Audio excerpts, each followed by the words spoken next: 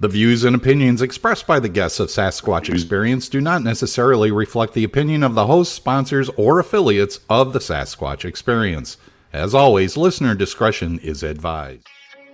911, what are you reporting? We got someone or something crawling around out here. Does a legend walk among us, lurking in the forests of our world? Did you see what it was? Was it a person or an animal or? I can't tell. All I know is that my sensor light came on and I just happened to glimpse and see this thing running across the yard. A good-sized man or something. Looks like a man. I don't know what it was.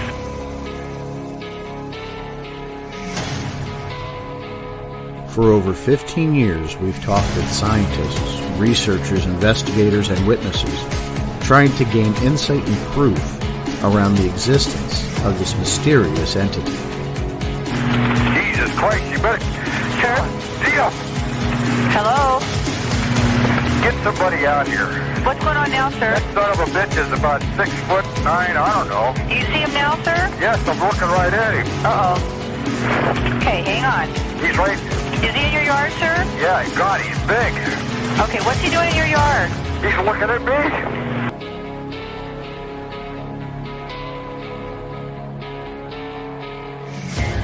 Join us as we continue into the investigation of the Sasquatch Experience.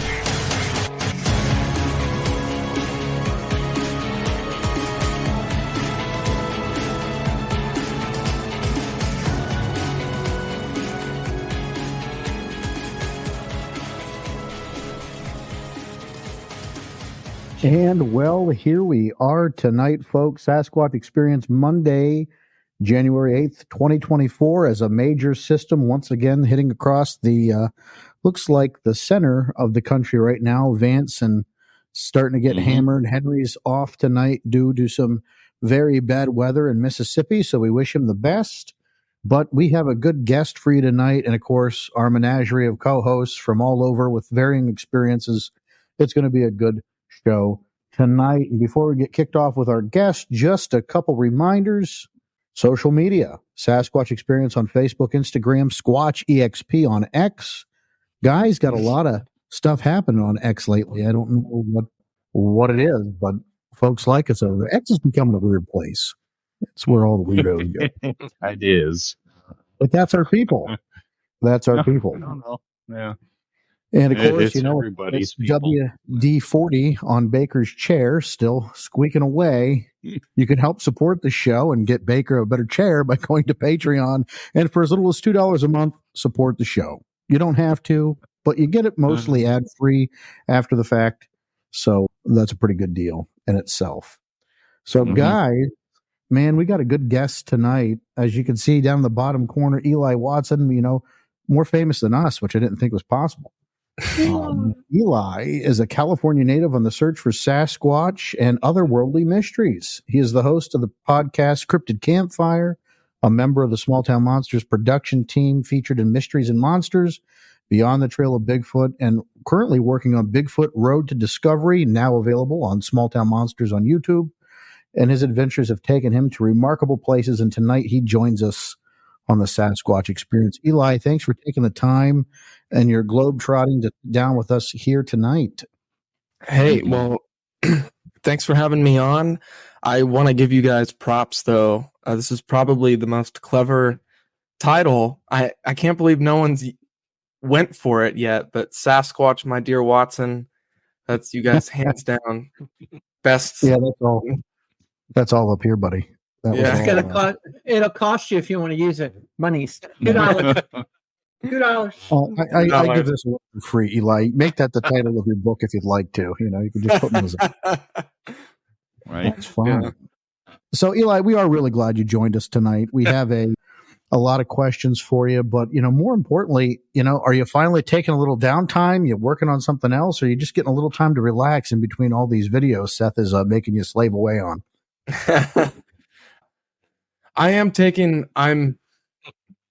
Well, how do I put this?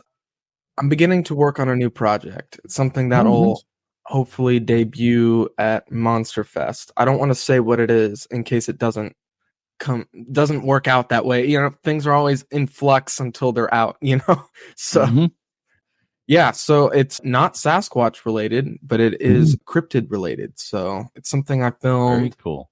Actually, a lot of the British Columbia content already came out last November, but everything except for what I filmed, that's been a secret project for some months now. And by the time it comes out, will be more than a year. So wow, that's a long time from filming to getting it out there. But no, I understand the need for secrecy, and you know your secret's safe with us. No winking, gentlemen.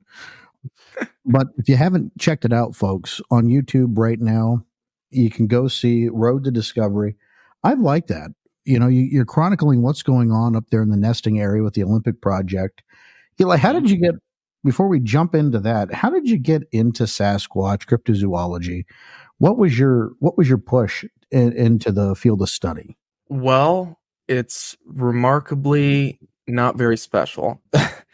I grew up in Southern California, and as you know, it's not Sasquatch country down here, although I have made quite a few documentaries on that. But growing up, I certainly hadn't heard of Sasquatch down here. But I grew up with shows like Monster Quest and Lost Tapes, and then later Finding Bigfoot. And that's kind of, I can't really point to a moment where I can say, this is where I learned about Sasquatch. It just felt like something that I always knew about. There's Sasquatch, Loch Ness Monster, and the Chupacabra for me. It was kind of the trinity, which is weird because most of the time people would say Sasquatch, Loch Ness, and Mothman, but I wasn't really into Mothman being out here in California. And then in 2018, I was working at a movie theater, and I got real close with someone there, and we were just talking about Bigfoot all the time. And I said we should start a podcast, and I remember he just kind of laughed and walked away. And I was like, "Oh, that's shot my shot." And he came back a few days later and was like, "Hey, I've been thinking about what you said. We should start a podcast." And so we agreed we needed one more person because we couldn't just, we wanted to appeal to a broader audience than just, going straight into, the Patterson Gimlin film and stuff like that. We wanted to lead people into it. So we wanted to bring someone else in. And so we brought in Jasmine May With, who's actually here in the chat tonight. I think the first comment on Facebook, and also my girlfriend, I should say that. But, and yeah, so that's how Cryptid Campfire came to be. And so it kind of started off as a hobby for me. And I found myself getting really, really into reading the books and really just wanting to do interviews and interviewing people. And then I interviewed Seth, and I went to film school, and I wanted to make films. I've always wanted to make films. Wanted to make films longer than I've wanted to look for Sasquatch.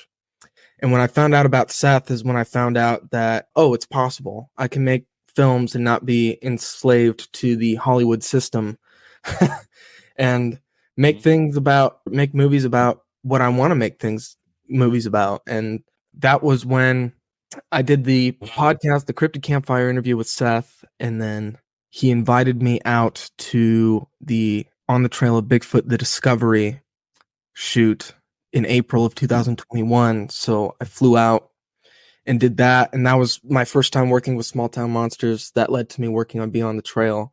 Now everything's coming full circle as I'm doing the kind of sequel series to that movie with Road to Discovery. Yeah, it's really good. And I like how you touch back on some of those subjects. I've known Seth a long time, since he did Minerva. So I've been a Small Town Monsters fan and supporter before the first Kickstarter, I guess. So I've really enjoyed seeing all the different filmmakers come in and put their own little mark on the movies. And there are distinct stylization differences, and I think I appreciate what you're doing, because what you seem to be doing with this is really, really documentary work. Like it's a lot of, if folks are expecting scary camera work and music, they're not going to get that. They're really going to get, I think, what may be truly, you and Alex both, I think you a little bit more in this, a true taste of what the research is really like. Mm-hmm. Right. And I think it's important people see that because, with Finding Bigfoot and other shows, though they're great shows, and people, you can say what you want to out there about them being entertainment, it puts asses in the seats so people want to watch the rest of the stuff we're putting out there. And they it brings an audience in to listen. What you do is distinct. And I really appreciate it as a researcher, from a researcher's perspective.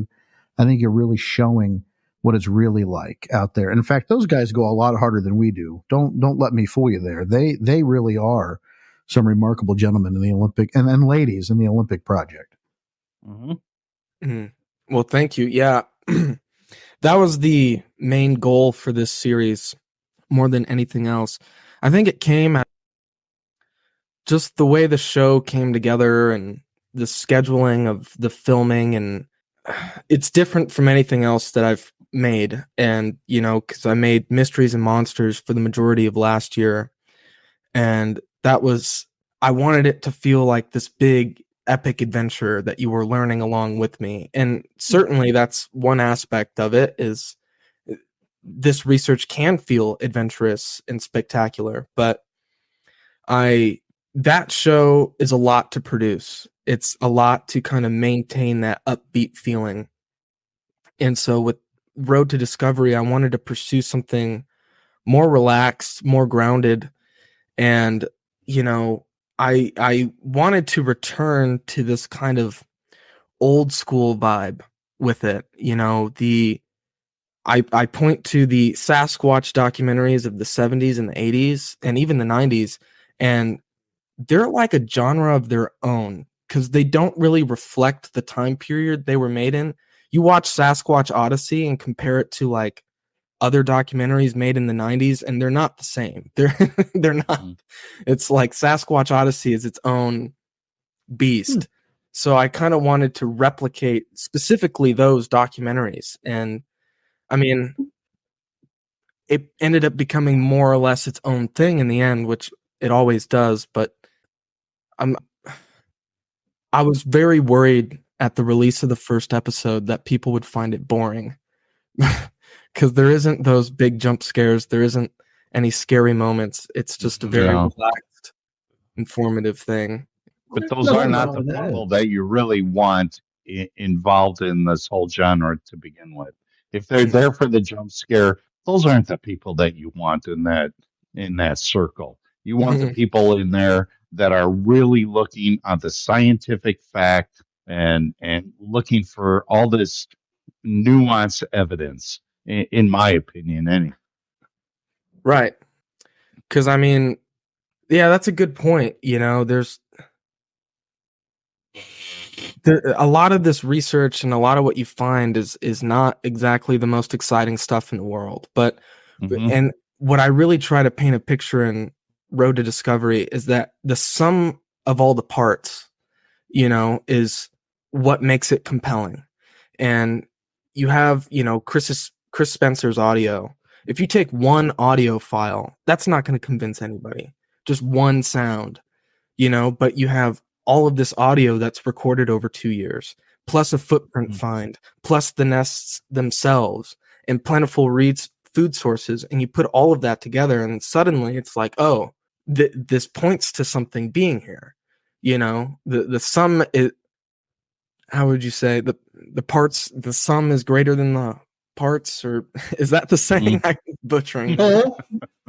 But you make a good point with that, though. Like, I learned so much from listening to Chris talk about forests and the ecosystem that those little tidbits, and like somebody said, the nuance about it is what attracts me. And if I'm learning, and I've been in this field a long time, and I'm still learning things and interested in that, there's still a market for that. And now, Eli, you are telling the story, though, with the personalities. You've got Shane, you've got Chris, you've got, Rebecca. I think they're really good people to have on here because they do add a little bit to the story. You go back and you talked about Sasquatch Odyssey. If you took out the 4 horsemen of that documentary, what would it be?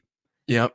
Right. And that was really, I think, the first documentary that didn't so much associate with the subject as it did the people involved in the subject. And if you did something like that now, man, you've got the picks of, a cast of characters. You'd be doing shows for years with all the interesting people in this field. So, I mean, you were at Monster Fest last year. You saw most of them. And that's, there's a lot to work with. And I think you're doing a very good job with it. I've only seen the first 2 episodes, but they're very strong. And I hope it stays that way. And I do enjoy the audio and the real tidbits that you're putting in there that do tell the story of what's going on in that area. Thank you. I appreciate that. Vance, Baker, Matt, you guys got questions for Eli? Oh, I've got lots of questions, but I don't want to hog the whole show.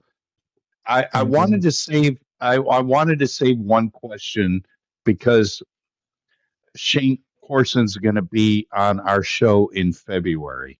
And I brought this topic up a couple of shows previous on the Sasquatch Experience. The nesting site that you visited. I was rather curious, could it actually not be a nesting site, but perhaps maybe a burial site? And I'm wondering if you even have given any consideration to that at all. It's funny. I would say the biggest blunder in my series so far has been not to include, for whatever reason, what the Olympic Project thinks that the nest site is. As far as a burial site, I'm not sure if it could be. I can't say with 100% certainty that it's not, but I think the first nest site that they found had 7 nests in it. And I mean, I don't know if that would mean that there's 7 Sasquatches buried there, but I think what they think it is, and Shane could probably explain it better, is that it's probably a birthing site. Where they make the babies. And that's really interesting too, because I've often brought up the point of a female human will give off a lot of screams while giving birth, and I'm sure maybe then a female Sasquatch would scream quite a bit in the dead of night if giving birth or during the day, and you're recording these sounds. Who's to say that that's not actually giving birth? There's so many aspects to all of this that we don't have answers to, but boy, it sure is interesting. You can point to the very fact that the nests themselves are made out of huckleberry. As opposed to any of the other plants there. Huckleberry leaves were used by Native Americans, I think, as to give to women during childbirth because it helps stop the bleeding. And so there's an interesting aspect going on there. Wow, I didn't know that. You look at the gap between when the 2 nests were found, because there was the original nest site found in 2015, and then again found another nest site found in 2020. Well, if you're applying what we know about other apes to Sasquatch, you would probably look at orangutans, because orangutans live mostly solitary lives, but then get together for childbirth, and they give birth every 4 to 8 years. So a gap of 5 years would make sense in this scenario, So they're not building nests all the time. They're building them every few years when one is born. So, that sounds valid. Yeah, right. Right. Yeah, I mean, that's all them too. And Shane will probably explain it way better than I can. But when I heard it, I was like, well, I don't know what else it could be. So. Right. But now think about that. You're taking known science, right? Medicinal properties of plants. You're taking known gestations of apes, and now you're wrapping it in to this unknown science, which is exactly what we should be doing in this field of study, right? And to me, that's incredibly remarkable that we're able to draw these parallels. It's incredibly cool. And just that little tidbit you gave me, I'm really looking forward to more of this road to discovery and seeing what the guys from the Olympic Project are doing. Not that I'm knocking anybody else's research, including our own Matt. Nope. But these guys are getting out there. They're rocking some some field time. They're making it happen, and then you got Eli chronicling it all. It's amazing. I can't wait to see. Are there going to be any surprises? Anything that's going to make us go when we watch this documentary? How many episodes are there? Currently, the third one just came out yesterday, and then there will be a fourth one coming out later this month, and then at least 6, and then I'm going back out in March to film some more. So it's going to be ongoing.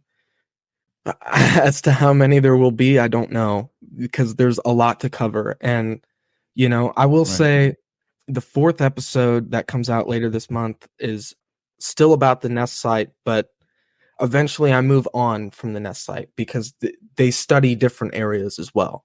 So we get into all the other stuff. And when I went out there in September to film it, we spent 2 days out at the nest site, and I said to them, "Oh, this will be a quick, follow up to the movie. Like, what have you guys been doing since then?" And instead, just one episode about the nests, and instead it's turned into 4. Well, don't knock it. It's creating content, and that's what it's all about. Matt Baker, you guys got any questions? Yeah, you know what? I just caught like a real quick bit of this on one of your documentaries, but could you give us the whole story about the mouse camp? Mouse. Yes. Mouse camp. Yes. Yeah, mouse. Right. Well, back in April of 2021, during my first shoot of Small Town Monsters, it was me and Alex, and we were camping down at the nest site. And they had made that camp, and all of this is like logging territory. There's no trails, there's nothing. So they kind of cleared out an area where it was flat enough for us to camp, and they didn't have a name for it. And as the story goes, because I was asleep for the whole thing, I went to bed before everyone else did because I was tired. I had actually gotten sick. So I flew into Washington. Me and Alex drove up to Rainier, walked around in the snow, and then we came to the nest site, and it was raining. And when I woke up the next morning, I was sick. I was sick for the rest of the trip, and brutal to camp and be like congested and coughing sucks. And and I was also trying to like impress Seth and Alex and try to get a job. So I'm like pushing myself really hard, So you poor guy. On the second night, I went to bed before everyone else because I was exhausted, and I laid down, and an hour or two later, I guess Alex unzips the tent, and there's a mouse trying to climb out. The mouse had been trapped inside the tent with me. Since I went to bed. And so as a way to poke fun at me, the members of the Olympic Project decided to call it Mouse Camp. Oh my God. Mm-hmm. Don't feel bad, Eli. Baker misses most of our shenanigans on camping trips when he takes his allergy medicines and passes out, and he misses everything. He could sleep through a Sasquatch encounter once he takes his pill. As long as it doesn't wake up in the middle of the night and start staring at me, I'm pretty good, right? Question from Jeremiah, Eli. He wants to know, what is your favorite part of the Drumming for Bigfoot documentary? Yeah, the Drumming for Bigfoot documentary. Well, for anyone who doesn't know, Drumming for Bigfoot is a documentary, I think also directed by Peter Von Puttkamer, who made Sasquatch Odyssey. And both documentaries feature Henry Franzoni very prominently. And here's what's funny is, it would have been September of 2021. I interviewed Henry Franzoni on camera, and I didn't know anything about him. And Drumming for Bigfoot is not the official name. I think the documentary is just called Bigfoot, if I'm not mistaken. Hello, Todd. It's possible, right? When I had actually spent the night before at Chris Spencer's house with Rebecca Slick and Chris, and I told them that I was going to go interview Franzoni, and they showed me for the first time drumming for Bigfoot, and I was like blown away. But the number one thing that got me was how Franzoni himself says Sasquatch. He says Sasquatch, and he still says it like that today. Sasquatch. Sasquatch. All right. Is he from Connecticut or? No. Oh yeah, cray, yeah. Oh, who knows? No. Listen, I just bought his book, right? Let me read it. I just bought his book, and I've known Henry since like way before all this. There was like a virtual internet Bigfoot conference, and I've known Henry a long time. So I have his book, and I'm looking forward to checking it out and reading it.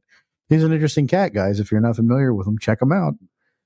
He's definitely changed some views over the years. Mm-hmm. Any other questions from you guys? We do have to take a quick break because I told Seth I'd run this commercial. So we got a minute. Let's go ahead. 32 seconds, 58 seconds, and we'll be right back. Hold on. The next Small Town Monsters Kickstarter launches on February 1st of 2024. Mark your calendars and join the campaign to be a part of STM history. Backing the campaign guarantees you a plethora of physical and digital rewards, including artwork, books, apparel, and early access to the next round of Small Town Monsters films, with your name in the credits. Films like On the Trail of Bigfoot, The Ancients, Lost Contact, Dogman Territory, Werewolves in the Land Between the Lakes, and the Kickstarter backer exclusive Cryptid, The Goat Man. Visit smalltownmonsters.com for more information, and be sure to follow us on your social media platform of choice for more news and sneak peeks at upcoming Kickstarter rewards. You can join the campaign anytime during the month of February, but don't delay. Once it's over, it's over. Back the campaign, choose your rewards, and be a part of this incredible journey. Speaking of rewards, I just got my last year's Kickstarter statue in the mail on Sunday. Look at that, guys. Look at that. Isn't that awesome? Look at that. Yes. Get a little touching that undercarriage there, buddy. Yes. Didn't get to grab that way. It's like a Golden Globe, which It is. Golden Yeti Award. I don't have one of those yet. I'd like to thank the Academy. Seth has a Golden Yeti. I want a Golden Yeti. Yeah. Laura Cole. Anyhow, folks, after that brief commercial, welcome back. Sasquatch Experience, Sean Forker, James Baker, Matt Arner, Vance Nesbitt, also known as Chatty Cathy, and our guest tonight, Eli Watson. I did take this ginormous, obnoxious, sound isolating thing, coconut, off my love cup, off my microphone, so we could go back to something a little bit more normal looking. And I'm glad that we're here, folks. You sound a little bit better too. Good. That's important. Well, look at that. How that worked out. That's important. I really don't know worked out well. about that thing. Anyhow, back to the important thing. Our guest tonight, Eli Watson, joining us, the creator, producer of Bigfoot Road to Discovery. We've been talking about that for just a few moments here. What, Eli, I guess my question for you would be, what keeps you going? Now, you've been out in the field, you've been doing filmmaking. What keeps you attached to this mystery? There has to be something that keeps you focused and wanting to keep doing this. Money. Not working at a convenience store. Yeah. Right. By far the best job I've ever had. I don't know. To be honest, the Sasquatch subject is a strange thing to me because this has happened at least twice now in my life to where I'll become really burnt out on the topic and I'll hate it and I'll hate Bigfoot and I'll hate everyone in it. And then the stars align and I'm sent on a quest in the Pacific Northwest and suddenly everything flips and I'm in love with Sasquatch again. And every time that I don't, and I get deeper and deeper into it that way. And so it's like every time I begin to try to get away from this, it sucks me back in. And I guess that's what they would call the curse of Sasquatch, right? Mm-hmm. It will take over your life. So in many instances, you're correct on that. yeah. I've had my spells away and have somehow found a way to get drawn back into it. Usually it's some sort of really cool sighting report that's happened locally, or somebody reaches out one day and says, hey, we got something we really want you to look at. And then the next thing you know, it's been 3 or 4 years and you're back right to where you started. Oh, yeah. I know for a fact at some point in my life, because I'm 25, it'll probably happen at some point where I'll swear off Bigfoot forever, and then I'll go hiking outside and I'll see one. You know? Right. That's how it works. Mm-hmm. Kind of leading into that. Now, there's a couple encounters that we saw that you kind of went through in the series. You know, the one that really kind of came to mind was when you and Alex were out in Utah. Mm-hmm. And I believe you had something pretty close to you guys. What has been, whether it's on camera or off camera, your best experience that you've had, or the best encounter that you've had out there? I guess for me, the two most notable encounters happened in the same year in 2021. One was in Bluff Creek, California, and the other one was in Utah. Okay. And I don't know. I guess it would be the one in California because of just how wild it felt. And that was really the first time I heard knocks in person. And so we went up to this location called Laird Meadow up in Bluff Creek, and Roger Patterson had been there, and all the big timers had been to Laird Meadow and casted tracks and casted what they believed to be Patty's tracks up there as well. And it was me, Alex, Tate Hieronymus, Jonathan Easley, Ron Reed, and a couple other people from the Bluff Creek Project. And so we kind of split up into 3 teams to where we had Ron Reed, his dog Bandit, and a bunch of other people out on the main road. Me and Jonathan Easley went out to this like patch of trees out in the middle of the meadow, and Tate and Alex went into the wood line on the far side of the meadow. And kind of the goal was to get, situated, wait out for a few minutes, and then Alex's group and my group would do knocks back and forth to each other, which I think is a interesting approach. I don't know if a single one-off knock would really work as much as like having 2 knocks, to respond to each other. Because, you got to ask the question, if they're doing knocks, what are they knocking to? They're not just doing it. So we did a couple knocks back and forth to each other, and then Alex and Tate said that they had something thrown at them from behind. Either a branch broke or a rock was thrown at them from behind. And then I guess from where I was facing, Alex and Tate were off this direction. And then the road was off over here. And from the direction of the road, it just like exploded. And there was like 5 or 6 knocks. And we were like, kidding.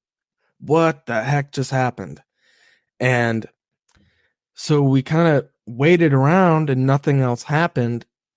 And then we saw Ron Reed and everyone else coming from down the road this way, not from where the knocks had come. The knocks came from where the cars were, but everyone else apparently had walked down the road.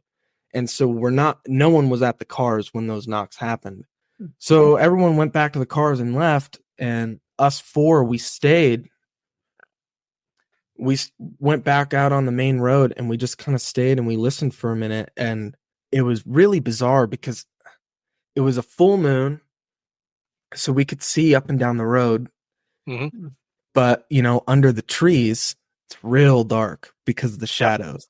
And we heard something take a few steps on the right-hand side, and then something take a few steps on the left-hand side. And then it kept going and getting closer and closer to us. And that was actually the first time I was actually like getting nervous, because there was something there. And, it's not a bear. It's not a mountain lion. There's 2 things paralleling us, getting closer, taking turns on the side of the road. And that Alex actually went out and spoke to it, and he said something, and that's when it stopped. And we didn't even hear it leave. It just stopped. And so I don't know if they left or, I mean, we stayed there for probably another half hour and nothing happened. Didn't even hear. So I don't know what would have happened if Alex hadn't said anything or what, you know, I just don't know, but it freaked me out. Yeah. was that the same night that you guys recorded the whoop? Yeah. Where the dog was acting really kind of funky. Yeah. Bandit was, he got separated because actually, you know, what's funny is Ken Gerhard showed up earlier that day and he was part of that Trinity Alps giant salamander expedition. Mm-hmm. And I guess they just decided to come to Bluff Creek because they weren't finding any giant salamanders. And we were walking kind of the road looking at the location where Jerry Crew would have found tracks. And I guess Bandit went off and roamed by himself, which I guess is something that he does. And then he always comes back just fine. But this time he came back tail tucked between his legs and was just freaking out, you know. And then we got back to camp and Jonathan easily filmed himself. And that's when a whoop happened during he was filming that. And I think someone else said that they heard a knock or something, but I can't remember. But yeah, there was just weird things happening, but kind of disparate. And like, even though we're there for Sasquatch, none of us were really like putting all the pieces together, you know? So it's just kind of bizarre. But yeah, that was the same night. So something might have been. It's real funny how that happens. You know, you're out there with the express purpose and intent of trying to solicit some sort of activity, and then it happens and you find yourself completely unprepared on how to deal with it. And it's what happened to me. It's what's happened to others. So you're not in an island upon yourself in that one. It's happened to the best of us. And it's, you know, it's just one of those damn things that makes you empathize with our witnesses even more, that when they experience something, and sometimes what they experience far more dramatic than what you or we've experienced. And, you know, we expect to be able to get so much info out of them. It's really difficult to, you know, sometimes bring them into it. And you have to get that on video. Has that been a challenge to you at times? You get people that are so emotional, you got to shut it down and you have to give them time, or, you know, how do you deal with that on a shoot? I haven't dealt with that completely, I guess, mostly because I haven't been around anything too dramatic, I guess. Well, I kept thinking about this and how strange it was. I guess, I don't know what I'm trying to say here, but I haven't had to deal with it. There is something I'm anticipating talking to a couple people about in regards to Road to Discovery that will probably be very dramatic, and I don't know how well of an interview it's going to be, right?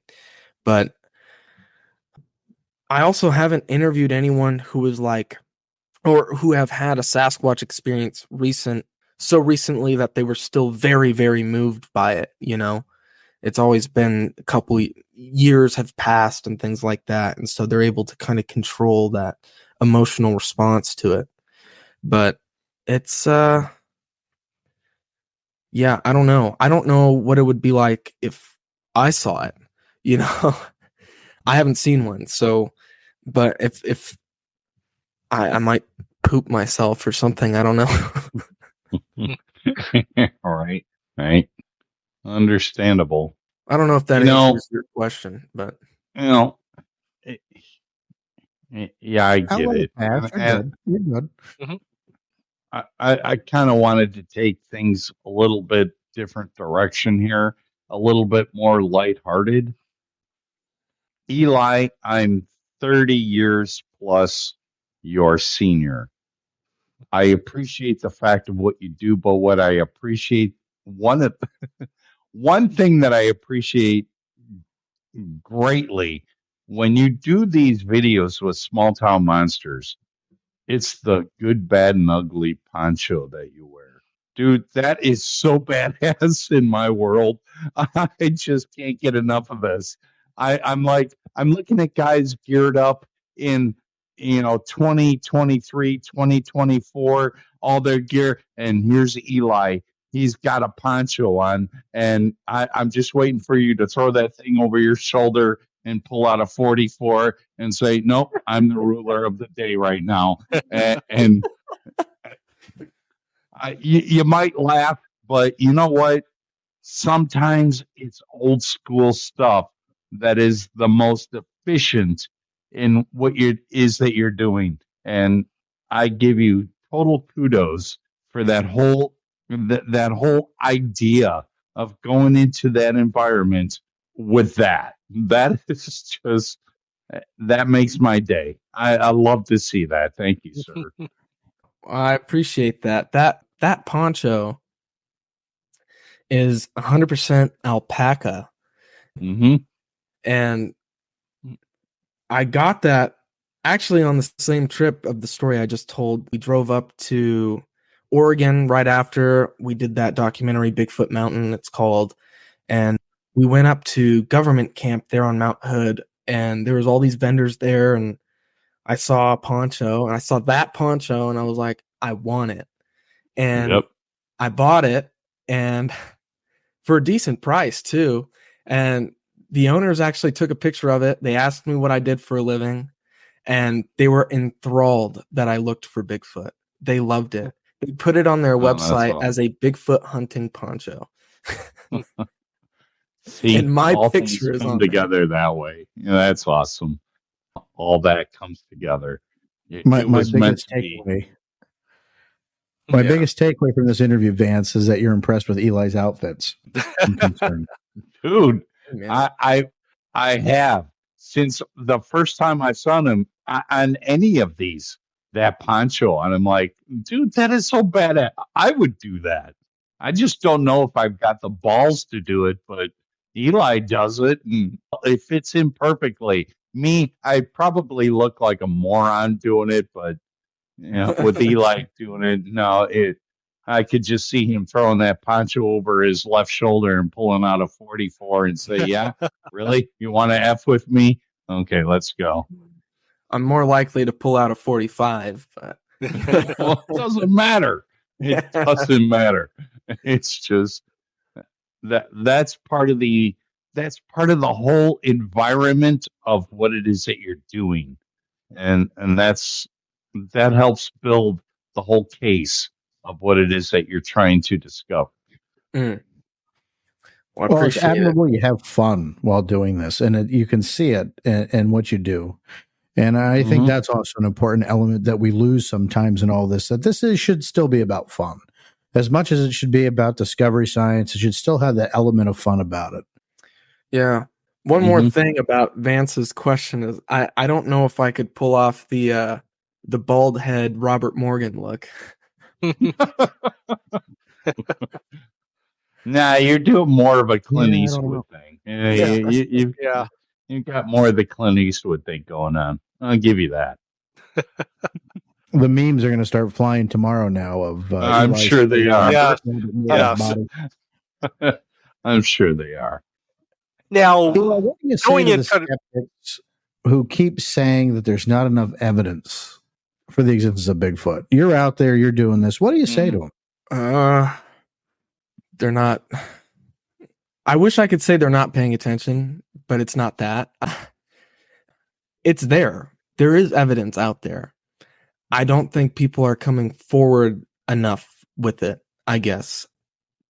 Like, one of the things with this series, Road to Discovery, is that sure, the members of the Olympic Project might have talked about some of this stuff on a podcast, but they've given me access to footage that's never been seen by the public before, and going through it and placing it in chronological order and stuff. And it's like, what you guys are finding stuff that's even more incredible than what you guys have been saying on podcasts and shows and stuff like that.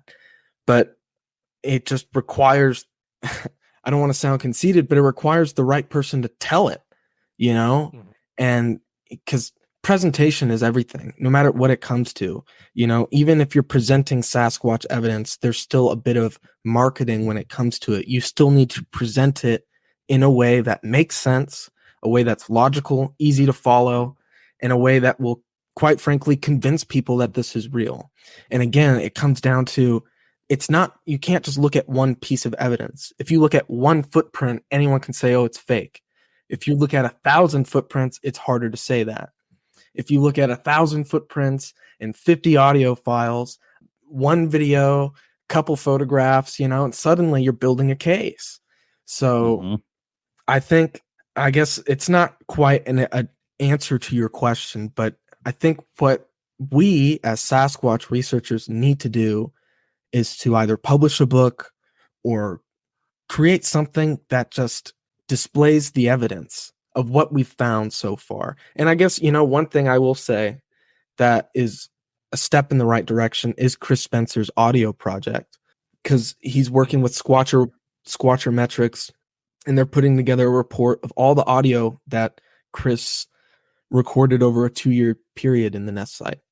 And so, what you have is a very small amount of suspicious audio, as they'll call it. They don't call it, Sasquatch audio, because he didn't see a Sasquatch make the sound. So, you can't 100% say that that's what it is. It's suspect audio.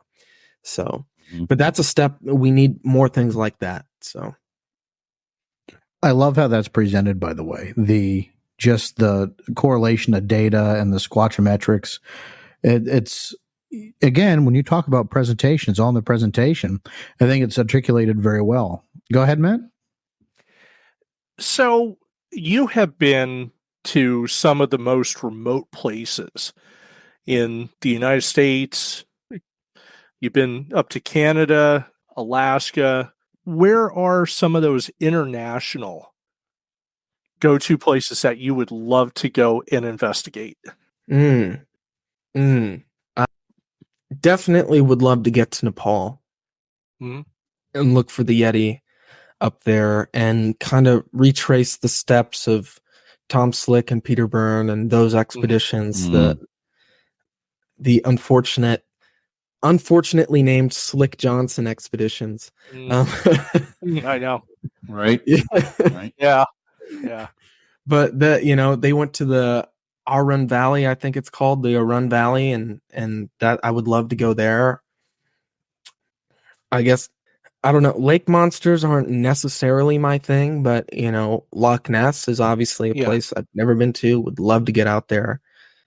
Oh, Australia. I've been thinking about the Yowie a lot lately. I would love to get out there, especially because there's reports of Yowie nests having been found.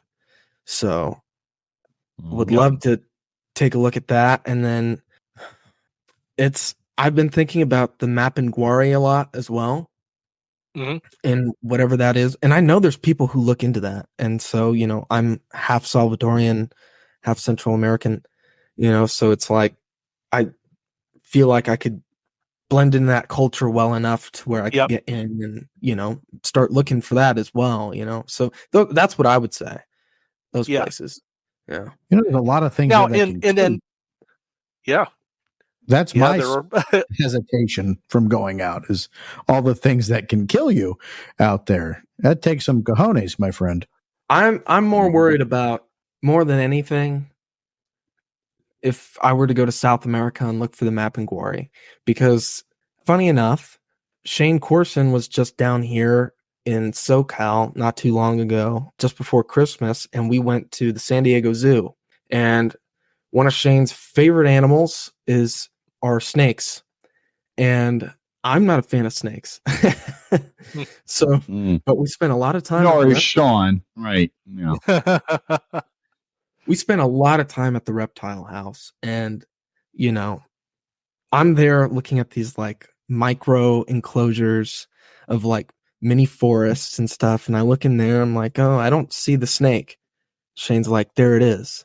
And then you see this 12-foot long snake curled up in the corner or up in a tree, and it's like, oh yeah, by the way, it's venomous and it's got poisonous skin. And it's like, yeah, see, I would have just died right now. I would have looked there and been like, oh, I'm safe. Died. I'm done. Yeah, I'm done. Yeah. Right. So yeah, that's what I'm nervous about, is really jungly places. It's like it's a real fear. Yep. But people survive down there, so people do it somehow. They do. You're right. You're right. They do. Barely. Rattlesnakes are my biggest concern. Matt and I's research area happens to be also close to the last place there was a fatality from a rattlesnake bite in Pennsylvania. Yeah. So that, just gets my blood pumping even more when we're out there. But they give you a warning. At least they're courteous. Sometime. Yeah. I love that. That one there, the guy was actually getting firewood at night, and he stuck his hand into the wood, and the rattlesnake struck him. So yeah, we're super, super careful when we go up there. That's crazy. Yeah. Ooh. Yeah, so how can we get you out with us, Eli? Yeah. Come on down to our neck of the woods and dodge the rattlesnakes with us. Yeah. Honestly, I would go. I just bought snake gators. I'm good. I'm all set up for this. Scott says Chris's work is excellent. He has put so much work into an extremely tedious project, but great data. Yeah, absolutely. It's I really concur with that, and you have more experience with it than we do, Eli. Yeah, I mean, Chris has an obsessive personality. He will sit there for hours on end and go through audio, and I don't know if I could do that. It is a tall order. Yeah, it is a tall order. But I've noticed it in myself, and I think every researcher has it. There's some aspect of it that's obsessive in some way, right? Even just the fact that we keep coming back to the topic of Sasquatch. How much of that is us subconsciously wanting to get back to something that we know and scratch that itch, and how much of that is the Sasquatch curse? I don't know. But, history, archival data, that's my bag. I love going through people's different accounts and stuff. One of the things I'm actually kind of trying to work on now is piecing together what happened during the 1960 Bluff Creek expedition, where John Green, Renee DeHinden, Peter Byrne, Ivan Sanderson, and Tom Slick were all there in Bluff Creek. And there was no official account of it, but there are bits and pieces throughout John Green's writings, Peter Byrne's writings, DeHinden's writings, Sanderson's writings, and I'm trying to collect those all and kind of piece together what happened, because I know what happened is everyone got together and it was extremely optimistic, and then everyone left hating each other. So right, exactly. I was just going to ask if that's the one where everybody left, and we know absolutely nothing if they found anything on that trip besides the fact they hated each other. Forever after that. Yep. So kind of in that same vein here, and I'm going to ask this question in honor of our host who cannot be here tonight, Henry May. Is if you were going out to say like Area A and you have no internet service, you're going to be up there for 2 weeks, 3 weeks. What Bigfoot books are you bringing up to read? Ooh, good question. The one I'm reading right now, actually, I would highly recommend, which is Matt Pruitt's The Phenomenal Sasquatch. Yes. This very is good. Great book. Yep. Very good. Yep. I can't overstate that enough. It's extremely well written, and I've recommended it to a couple of people who, back in September, I was also mixing around with a group of people who are not of the Sasquatch world, and everything I did to them seemed extremely bizarre, and the only thing I could do was recommend them this book. I said, this book is... it will convince you if you're a skeptic. It will convince you. Yeah. So that one, probably Sasquatch, The Apes Among Us by John Green. That's also a fantastic read. And I don't know if I had to pick one more, man.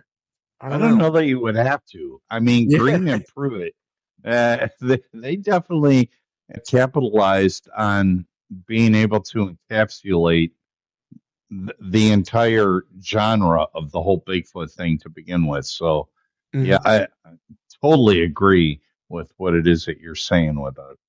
Yeah. I guess I don't know if you said this in the question, but if I were to bring a third book, it would have to do something with the region itself that I was in. Okay. You know? Yep. So. No, very good answer to that question. Yeah. Guys, we've hit that point. But we do have one more question for you, Eli. Jasmine says, tell them about the coat you want to buy. Yes. There's a mountain town up near me that sells coats and flannels and things like that. And I bought a flannel from them years ago, and it's really nice flannel. And it was like $60. So, it's like high quality stuff, and it's lasted me. Taken it on every single expedition. I wear it if it gets cold. It's just it's a basic pattern, red and black, We've all seen it. Right? Yep. And I was in there just recently around Christmas time because they kind of have a nice Christmas vibe going on up there, and went in there and saw this raincoat that's like, it's got straps for your legs so it won't get tangled up in bushes and stuff. And it's got not one, but 2 concealed carry holsters built into the jacket. I was like, whoa, pocket. Nice. I like that. Yeah. I mean, it's a really nice jacket, and it's $300, but it's going to last like 30 years, so. Yep. And I wouldn't even say it's a jacket. It's more like a trench coat. It covers your entire body. Like a duster. Like a duster. Right? Yeah, it's Western in style. So I'm continuing the Western trend here and getting a nice thick duster jacket that'll keep me dry when it's wet out. Well, there you have it, folks. The answer to the question everybody wanted to know. You've been listening to the Sasquatch Experience with our guest tonight, Eli Watson. Eli, any final words of wisdom for the listeners out there? I want to say thanks for everyone for tuning in, and this has been a fun show, and go watch Road to Discovery if you haven't. Check it out. We all have. Folks. Yeah, right. Road to Discovery. And if you're a squad member, you get to see it in 4K, which means it looks even better. So get out there and check it out. And ad-free. Yep. And Vance, Matt, anything else from you? No, I think a great night. Yep. Keep doing what you're doing, Eli. I have a lot of envy when I go to work on a 40-hour work week, and I'm like, how does Eli do this? This is crazy. He's living the life I want to live.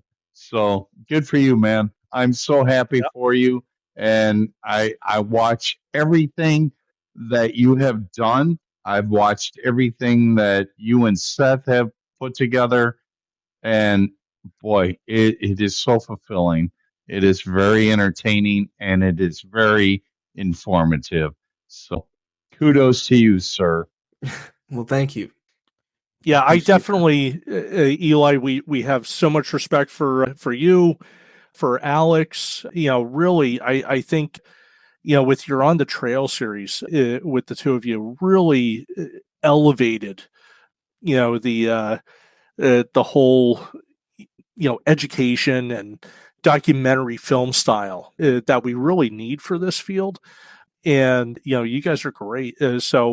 And I've said this many times before. I said in the next 5 years, it's going to be people going out there with the high end cameras that are going out in the wild, such as you and Alex, that hopefully, we get some great proof from you guys. So please, keep doing what you're doing. And again, we give you much respect. Thank you. I hope that would be cool to film Bigfoot one day. Because not only would I get to have a sighting, but you would be able to hear me crap myself. That's a sound clip. That's a way to close it out. How about it? Hey, Vance, since Henry's not here, why don't you go ahead and use his closing words? Well, y'all be good or be good at it. Good God. All right, folks. We'll see you next week. Good night, everybody. Alrighty.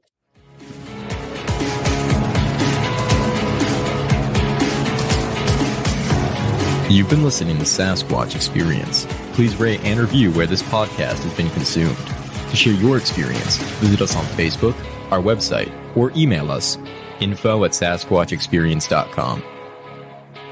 Keep on squatching.